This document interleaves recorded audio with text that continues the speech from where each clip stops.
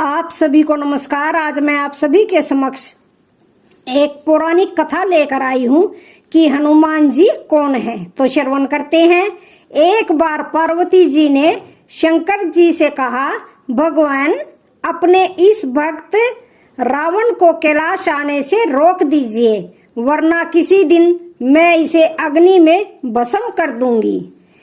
यह जब भी आता है मैं बहुत असहज हो जाती हूँ। यह बात मुझे बिल्कुल भी पसंद नहीं है।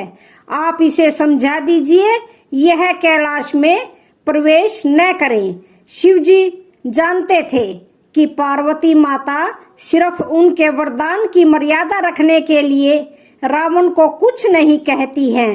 वह चुपचाप उठकर बाहर आकर देखते हैं रावण नंदी को परेशान कर रहा है। शिवजी को देखते ही वह हाथ जोड़कर प्रणाम करता है। प्रणाम महादेव। आओ दशानन, कैसे आना हुआ? मैं तो बस आपके दर्शन करने के लिए आ गया था महादेव। आखिर महादेव ने उसे समझाना शुरू किया। देखो रावण, तुम्हारा यहाँ आना पार्वती को बिल्कुल भी पसंद नहीं है, इसलिए तुम यहाँ मत आया करो। महादेव, यह आप क्या कह रहे हैं? आप ही ने तो मुझे किसी भी समय आपके दर्शन के लिए कैलाश पर्वत पर आने का वरदान दिया है, और अब आप ही अपने वरदान को वापस ले रहे हैं।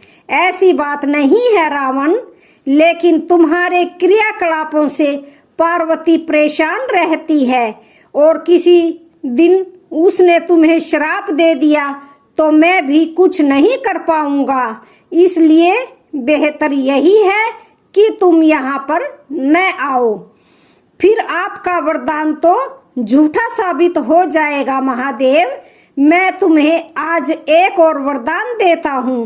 तुम जब भी मुझे याद करोगे मैं स्वयं ही तुम्हारे पास आ जाऊंगा, लेकिन तुम अब किसी भी परिस्थिति में कैलाश पर्वत पर मत आना। अब तुम यहाँ से जाओ, पार्वती तुमसे बहुत रुष्ट हैं। रावण चला जाता है। समय बदलता है। हनुमान जी रावण की श्रवण नगरी लंका को जलाकर राख करके चले जाते हैं, और रावण उनका कुछ नहीं कर सकता है।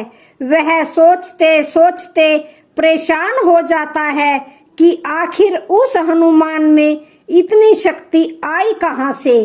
परेशान होकर वह महल में ही स्थित शिव मंदिर में जाकर शिव जी की प्रार्थना आरंभ करता है। उसकी प्रार्थना से शिव जी प्रसन्न होकर प्रकट होते हैं। रावण अभिभूत होकर उनके चरणों में गिर जाता है। कहो दशानन, कैसे हो? शिव जी पूछते हैं।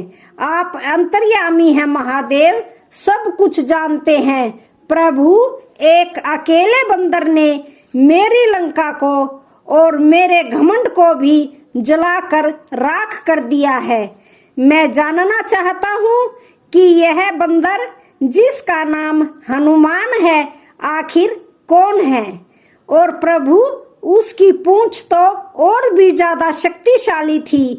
किस तरह सहजता से मेरी लंका को जला दिया? मुझे बताइए कि यह हनुमान कौन है? शिव जी मुस्कुराते हुए रावण की बात सुनते रहते हैं और फिर बताते हैं कि रावण, यह हनुमान और कोई नहीं, मेरा ही रुद्र अवतार है। विष्णु जी ने जब यह निश्चय किया कि वे पृथ्वी पर अवतार लेंगे और माता लक्ष्मी भी साथ ही अवतरित होंगी, तो मेरी इच्छा हुई कि मैं भी उनकी लीलाओं का साक्षी बनूं। और जब मैंने अपना यह निश्चय पार्वती को बताया तो वह हट कर बैठी कि मैं भी साथ ही रहूंगी, लेकिन यह समझ नहीं आया कि उसे इस लीला में किस तरह भागीदार बनाया जाए। तब सभी देवताओं ने मिलकर मुझे यह मार्ग बताया। आप तो बंदर बन जाइए और शक्ति स्वरूपा पार्वती देवी आपकी पूंछ के रूप में आपके साथ रहे। तभी आप दोनों साथ रह सकते हैं।